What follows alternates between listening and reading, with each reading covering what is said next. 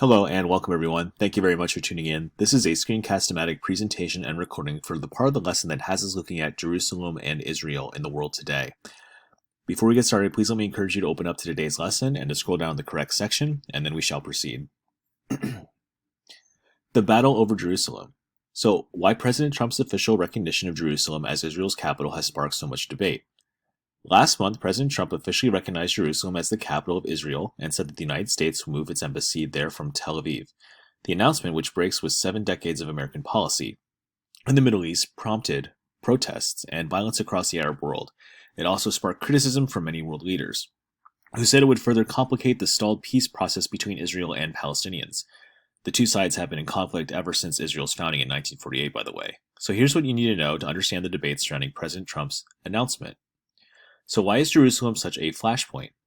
A little history here for you. Jerusalem is sacred to 3 of the world's major religions, Judaism, Christianity, and Islam. The old city of Jerusalem is home to some of the holiest sites in all 3 religions. For Christians, it's where Jesus was crucified around 30 AD, and for Jews, it's the spot where the Second Temple, which was destroyed in 70 AD, once stood, and where the only remnant of the temple really still stands, which is a wall that held up its foundation. For Muslims, it's where the Prophet Muhammad ascended to heaven in the 7th century. So Jerusalem's religious significance has long made the city the focus of conflict, whether between Christians and Muslims during the Crusades and the Middle Ages, or more recently between Israelis and Palestinians. Jerusalem has been a sensitive political issue almost throughout modern history, says Anthony Kordsman, a Middle East expert on the Center for Strategic and International Studies in Washington, D.C. Today, both Israel and Palestinians claim the city as their political capital.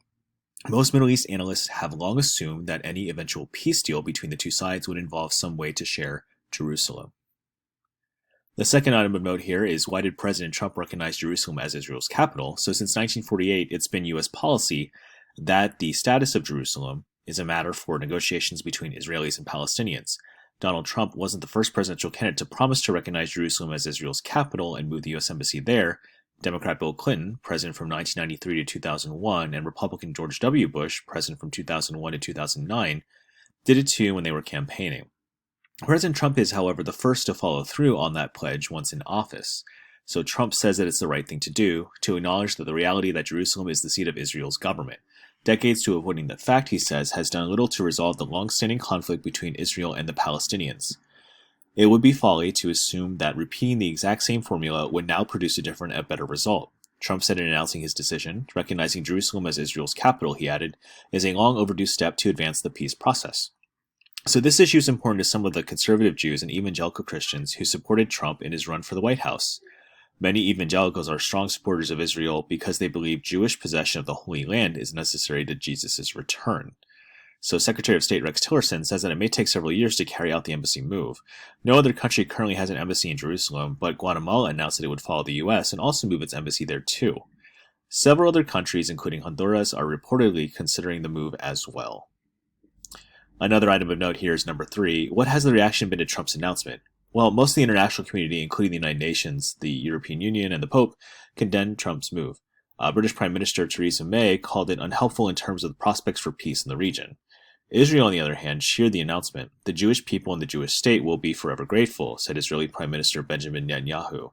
In the Arab world, the response was swift and angry. Across the Middle East and Lebanon, Turkey, Egypt, and Jordan, in the West Bank and Gaza, protesters took to the streets to express their outrage, and some burned photos of President Trump. In some places, the protests turned violent. Hundreds of Palestinians youths clashed with Israeli forces in the West Bank, and dozens were injured, but overall the violence wasn't as bad as many had feared. Even so, many Middle East experts say Trump's announcement will have negative ripple effects. This will do tremendous damage to America's image and interest in the region, says Nabil Fahmy, a former foreign minister of Egypt. Of President Trump, he adds, he is playing into the hands of the extremists and giving easy ammunition to extremists and terrorists alike. Another item of note here is point number 4. So why are Israel and Palestinians in conflict anyway? So Israelis and Palestinians have been at loggerheads since Israel's foundation in 1948. So after the Holocaust, in which 6 million Jews were killed in Europe, many nations embraced the idea of creating a separate Jewish state in British-ruled Palestine, the historical homeland of the Jewish people. But in 1947, a year before British rule over Palestine was set to end, the United Nations voted to divide the area into an Arab state and a Jewish state. So the UN plan designated Jerusalem as a capital or a special international zone, not belonging to either country. The Jews accepted the partition plan, but the Arabs rejected it. So when the British left and Israel declared independence in 1948, Arab states, including Egypt, Syria, and Iraq, attacked. Israel survived and in the course of the war seized control of the western Jerusalem. Jordan captured eastern Jerusalem, including the Old City, with its religious sites and historical importance. 2 decades later, during the Six-Day War in 1967, Israel seized control of the rest of Jerusalem, along with other territories, and Israel has controlled the entire city ever since. So the status of Jerusalem isn't the only issue that divides Israelis and Palestinians. Other key issues include where to draw the borders of a Palestinian state and how to ensure Israel's security, and what to do about the hundreds of thousands of Palestinian refugees who were displaced by the 1948 war and want the right to return. So here's the final point here from 5. What are the prospects for peace moving forward? President Trump says his administration is dedicated to achieving a peace deal that will finally end the 7-decade-long conflict between Israel and Palestinians. He insists recognizing Jerusalem as Israel's capital will help that cause rather than harm it. But many in the Middle East disagree. After Trump's announcement, the Arab League, an international organization of 22 Arab countries, declared Trump's announcement, quote, dangerous and unacceptable. So Trump's decision also stripped the U.S. of its traditional role as a sponsor and broker for the peace process. According to the Arab League statement, many analysts agree that reaching common ground may now be even more difficult. But in reality, there were very few prospects for peace before this decision, says Kordsman, the Middle East expert. But there may be somewhat fewer prospects now. For clarity here, here's a section called the City Divided. So the Old City of Jerusalem is less than half a square mile, but packed within its ancient city walls, practically on top of each other, are sites considered holy by the Jews, Christians, and Muslims. Upon closer examination of this map, you guys will be able to see just how controversial this particular place is, with many different religions trying to stake claim over different parts. Additionally here, this is the Church of the Holy Sepulchre, which is the holiest site in Christianity, and this church is part of which dates back to the 4th century, is built on traditional site of Jesus' crucifixion, burial, and resurrection around 30 AD. Also an item of note here is the Dome of the Rock, which is the 3rd holiest site in Islam. Gold Dome, which was completed in 691 AD, marks where the Prophet Muhammad is believed to have ascended to heaven, and it faces the Al-Aqsa Mosque. And of course, there's the Western Wall that we just alluded to, which is Judaism's holiest site, and in the Western Wall is all that remains of the foundation of the Second Temple, which was destroyed by the Romans in 70 AD. Religious Jews go there to pray, and many visitors do leave prayers containing prayers tucked into the stones of the wall. The Green Line, which we referred to earlier, is also known as the 1949 Armistice Line, and this is the division between West Jerusalem, which has been controlled by Israel since 1949, and East Jerusalem, the traditionally Palestinian side of the city, which was controlled by Jordan until Israel captured it in 1967.